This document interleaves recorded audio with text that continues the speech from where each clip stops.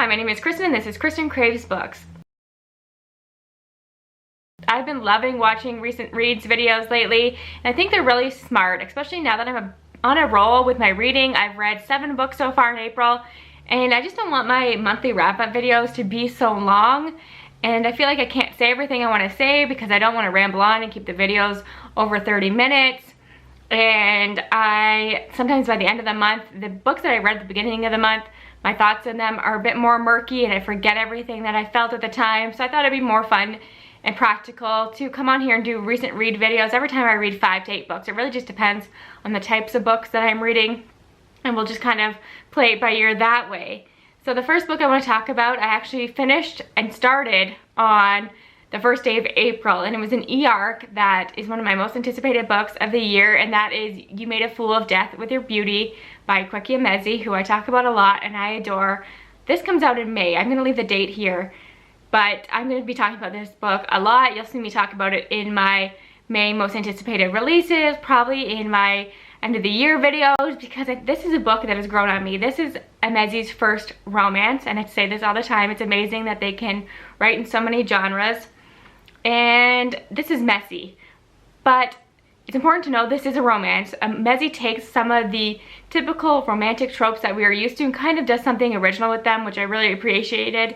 But this is a complicated romance. I think people are gonna have mixed feelings about this, and that's why I adored it as much as I did. And actually now, 2 weeks later, I appreciate it even more. I've read 7 or 6 books since then, and this is the one I keep thinking about. So it's a powerful book, and especially for a romance, it's really a reminder that romance can go deep. It can do powerful things, interesting things, things that can stay with you. People say that romance are fluffy reads. I don't think that is true, especially when you're covering topics like this one does. This is following a woman named Faye who is grieving the loss of her husband. So her husband, she's still in her 20s, but she got married when she was younger, and her husband was like her first love and they had a really great relationship, and then he passes away, and we're 5 years later and she's still dealing with that grief but putting herself out there.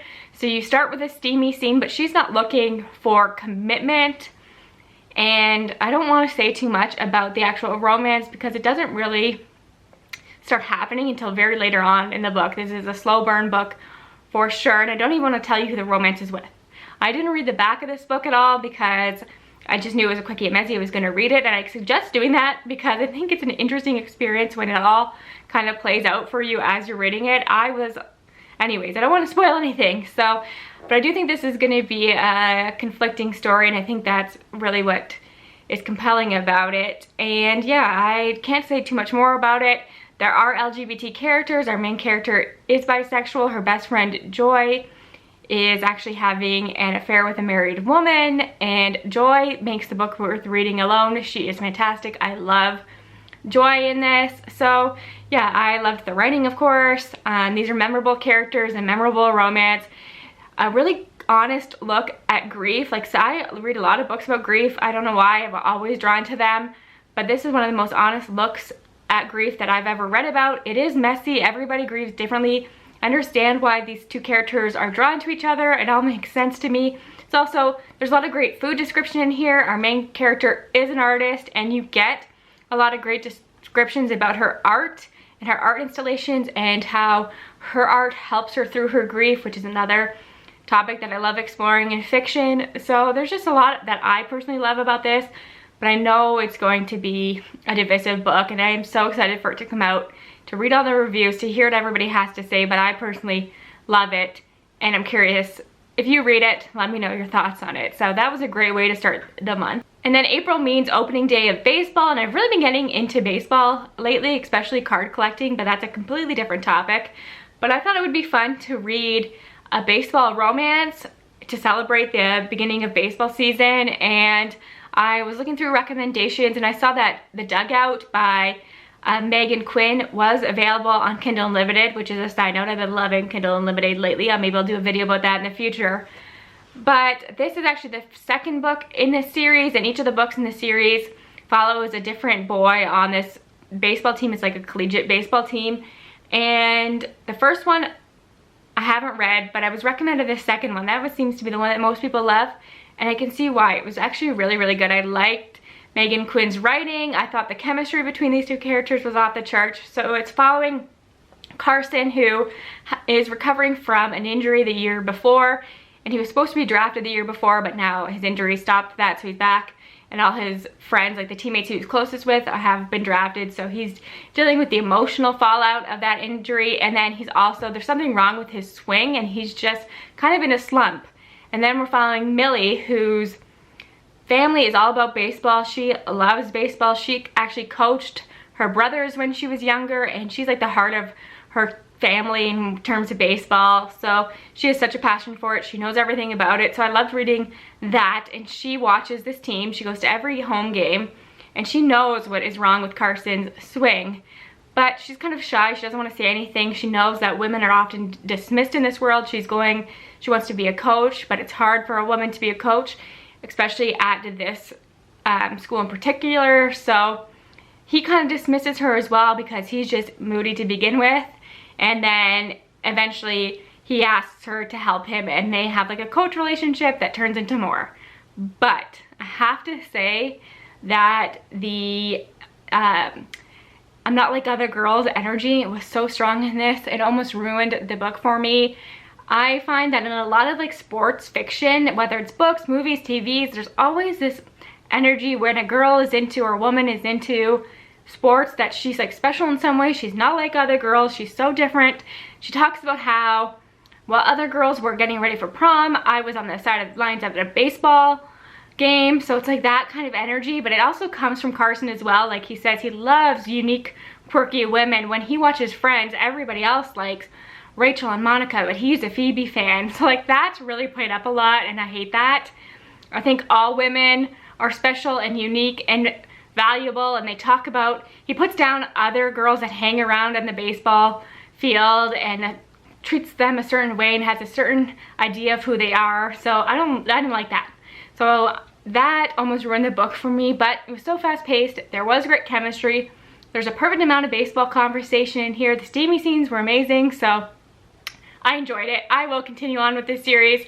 I have a feeling the other books won't have that energy because I think the female characters aren't into baseball as much in these other books, so we'll see. I don't know, but I thought that they could have done something really good with the fact that Millie was so into sports, and I did like that part, but it was like it went over the top with the not like other girls. I just can't stand that. But it was a fun read, and I will continue with the series. I know people love Megan Quinn. I will try some of her other stuff as well, so if you have recommendations for her other work, let me know, because I think they're all on Kindle Unlimited, which is just amazing. I then read Daughter of the Moon Goddess by Sue Lynn Tan, and I'm so happy that I pushed through this. A lot of my Goodreads friends DNF'd this before they got to the 50% mark, and I got it. I understood that. I loved the first few chapters. I was really enthralled by their writing, and then the first half just dragged after that. I think it's because there was a lot of lore in this world, a lot of setup. We had our main character, who is the Daughter of the Moon Goddess, who is not supposed to exist. Her mother stole her lover's elixir for mortality, and then she was banished to the moon, and nobody knew that she was pregnant at the time. And something happens, and the Daughter of the Moon Goddess, our main character, ends up in the celestial kingdom and has to kind of hide who she is, but her ultimate goal is to free her mother. So that's really the setup of this. But the first half, obviously she is new to this world and she's learning so much, so we learn about the world through her. And she's asking all these characters questions, and we're getting long paragraphs about the lore of this world and this setup, and it's just tedious. But trust me, all that hard work in the first half pays off, because the second half, I flew through this and thought this was pretty epic. It's like an adventure story at that point. So much happens, because I don't want to spoil it, so I won't say more than that, but a lot happens. There is a lot of fight scenes that I thought were really good. There is a love triangle, and I am normally not one who loves triangles, but I do appreciate them when they were done well, and I thought it was done well in this case, and I thought it was handled in a unique way, and it was actually important for the story, I thought. So like a lot of times it just seems that a love triangle is thrown in there. I didn't think that was the case in here. I thought it was important for how the story all played out, and it made so much sense to me. I understood why she was drawn to both men, and you know when you read a love triangle and you just know who she's gonna end up with in the end because it's so obvious. The author makes one so perfect and the other is a bit of an a-hole, so that doesn't happen in here. I appreciated both characters. I saw her connection with both characters. I could have seen her end up with either character, so that all made sense to me. I didn't hate that at all. I actually kind of appreciated it. And there's a lot of conversation about whether this is an adult novel or a YA novel, and I see it classified as both, and I can see the arguments for both sides. I was actually doing a live stream and for our Memoirs of Lady Trent read along, and there was a conversation about this book, and that topic was brought up, and somebody said that, is it angsty? And does angsty make a book YA? I think that is a good conversation to have because there's definitely angst in here, but I think these characters are older and nothing else about this screams YA to me. Like some of the setup, I don't know, it's like right in that middle ground. I did get the nice edition from Fairy Loot from their YA box, so maybe that says it's YA. I don't know, let me know if you've read this. How would you classify this age-wise? But obviously those age groups are arbitrary anyways, so it doesn't really matter. But yeah, I thought that was an interesting conversation. The writing in here is beautiful, and I am so thrilled that we are getting the sequel this year. It's a duology. You know me, I love duologies. I will finish duologies, not series, but duologies I can commit to. So we're supposed to get the second one, I think, at the end of this year, and I'm thrilled about that. I can't wait to see what the cover is gonna look like because this is beautiful. The UK edition is beautiful. Every special edition I've seen is stunning. So, and this book deserves it because I thought this was pretty epic. I then picked up a book that really surprised me. This was a 5-star read for me, but I was given the ALC from Libro Femme and thought, okay, I should probably give this a chance. I'm curious about it. It comes out May 31st. I'll give it a try. And that is Yerba Buena by Nina LaCour. Now, Nina LaCour writes YA romance typically, but this is her first adult romance. And I use the word romance lightly. Oh, I love this book so much. Okay, there is a love story between these two women, and they really grow to love each other. They have an interesting relationship. It's not perfect, but you can feel the attraction that they have for one another, and that is an important part of the story. I loved how that all played out in the end. I thought the ending was really, really realistic in the relationship aspect of it, and it just felt like a real relationship. But that's not the heart of the story.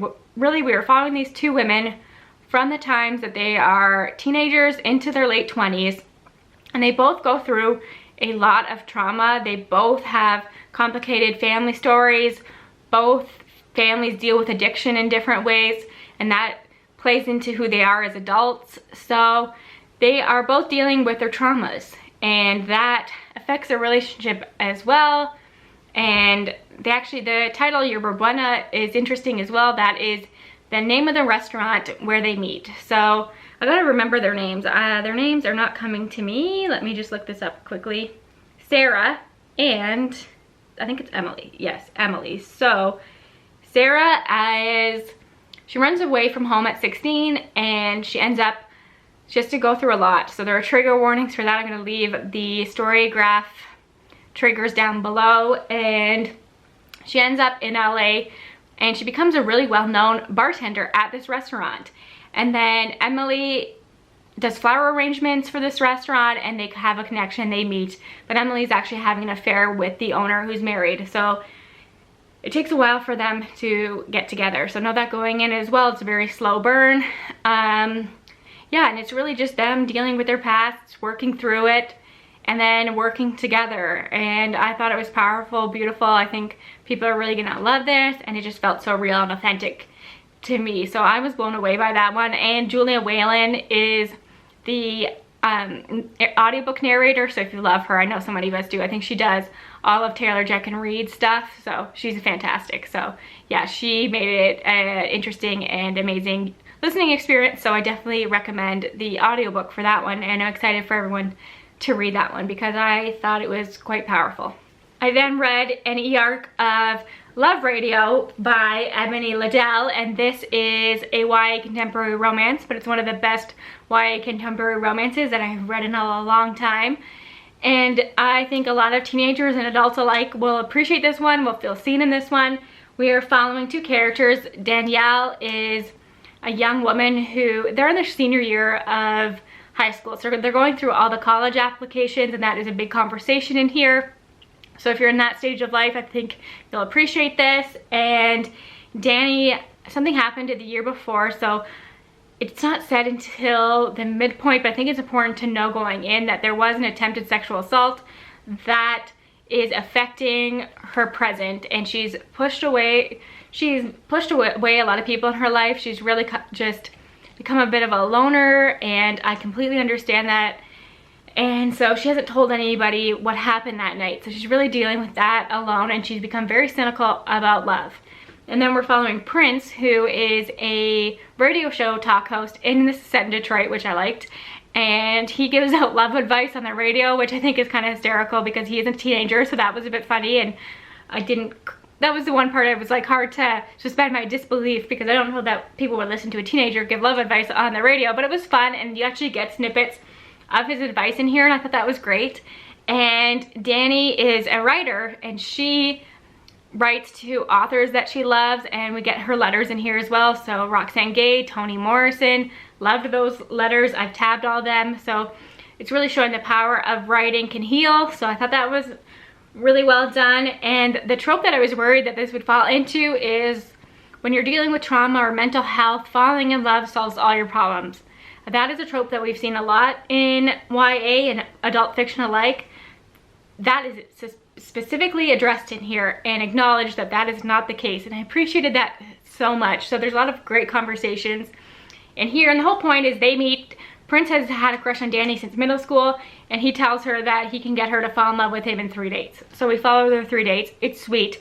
So you got the cute romance, they're adorable together, but you also have some darker things going on in the background as well, and Prince has a lot going on in his family as well. So yeah, I thought that this was really, really good. And May 31st for this. It's a quick read, but there are some more intense conversations in here, and I think it's great for people of all ages. We'll get something out of it. I then finally read The Golem and the Jinni by Helene Wecker with Kristin from Kristin is Fully Booked. We buddy read this together, and I'm so glad she reached out to me and said she wanted to buddy read this, because I don't know that I ever would have really gotten to it, and I would have missed out because this was a 5-star read.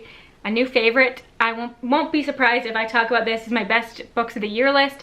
It'll probably be near the top. I loved so much about this, and it was nothing like I expected it to be, but it blew any expectations I had out of the water.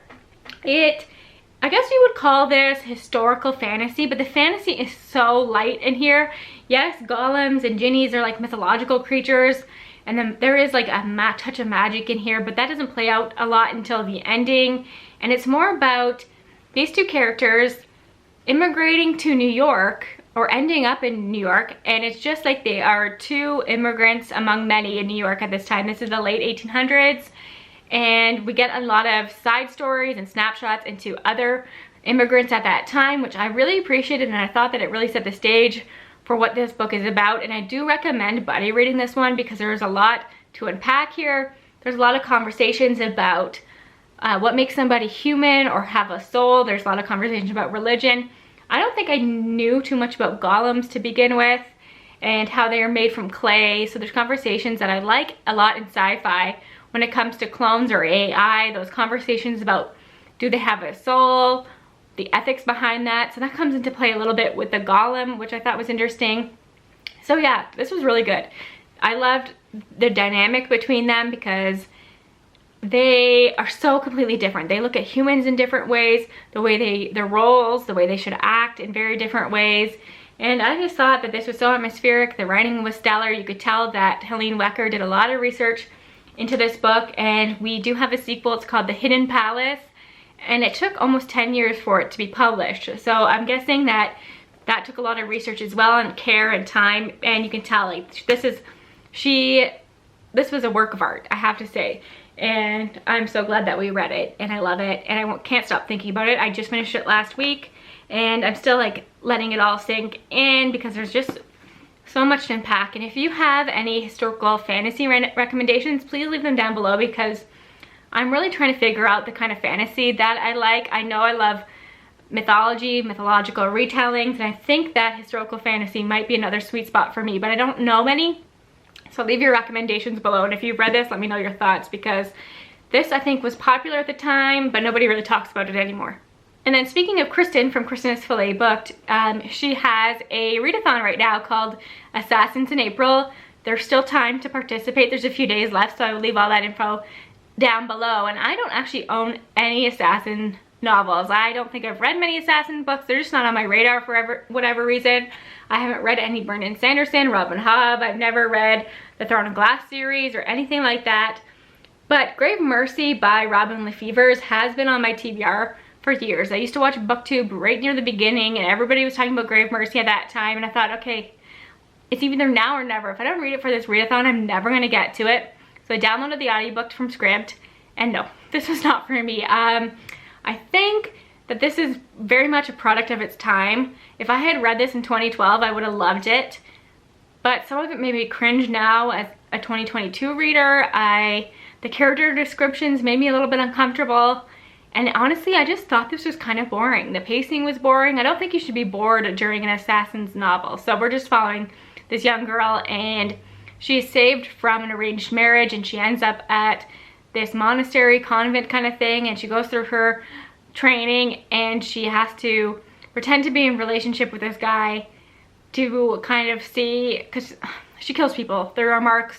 She has to kind of uncover the secrets, spy on him, see who is betraying them, that kind of thing. It's really boring, I have to say. The politics were kind of interesting. I wasn't into their relationship at all. I will not be continuing on with the series.